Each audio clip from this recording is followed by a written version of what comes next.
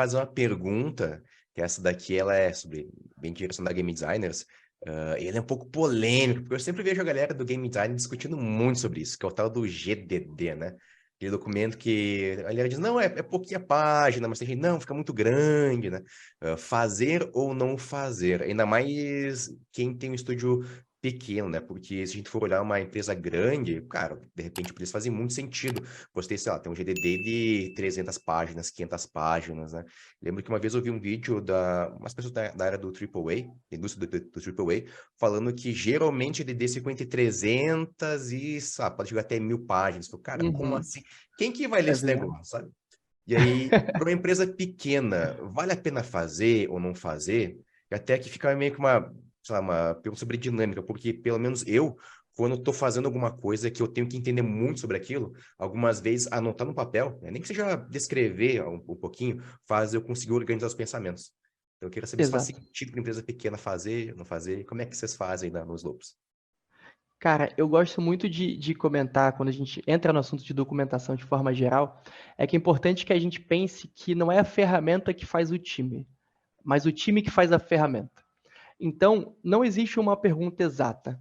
Existem times que se adequam muito bem ao GDD, existem times que não se adequam nem um pouco ao GDD.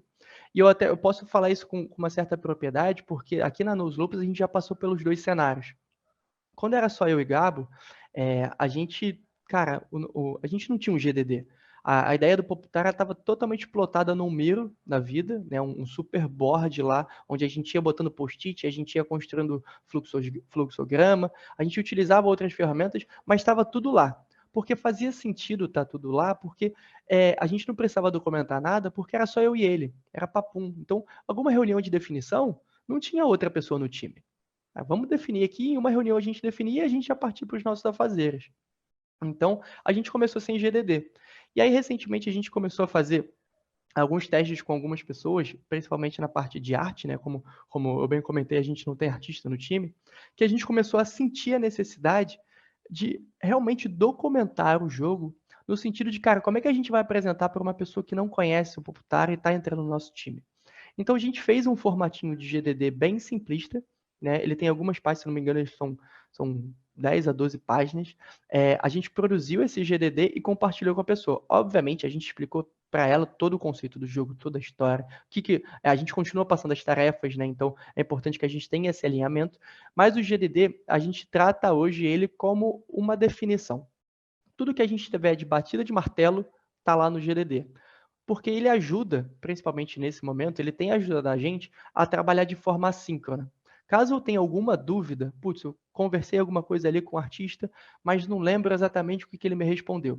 Ao invés de eu chegar até ele, perguntar e tal, e talvez ele possa não estar online, e às vezes eu preciso de uma resposta com urgência, eu vou ali no GDD, consumo ali, dou um Ctrl F, pesquiso por uma palavra-chave, vejo o que está escrito, vejo o que foi definido e pronto, minha dúvida está sanada. Então, o que eu gosto de comentar é que, cara, não é a ferramenta que faz o time, é o time que faz a ferramenta. Se o teu time faz sentido ter uma organização nesse sentido, mete bronca, faz um GDD. Se não faz nenhum sentido, se tá só tomando tempo e tá atrapalhando mais do que qualquer outra coisa, não tem ninguém olhando nada, cara, esquece o GDD. Deixa ele para lá. Começa a pensar em outros formatos, sabe? Bom, espero que você tenha curtido o assunto. Fica de olho aqui porque outros cortes ainda estarão disponíveis aqui no nosso canal. E como sempre, obrigado por nos acompanhar e lembre-se, cuidado com a rampa.